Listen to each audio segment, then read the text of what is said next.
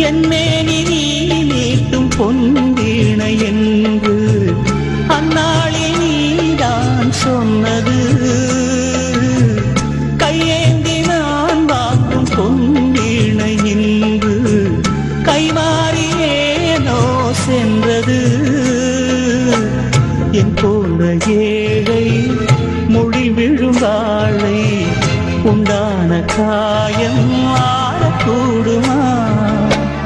காதல் ரோஜாவே கனலை மூட்டாதே, நீ கொண்ட என் நெஞ்சை தந்தார் வாழ்த்துவேன்.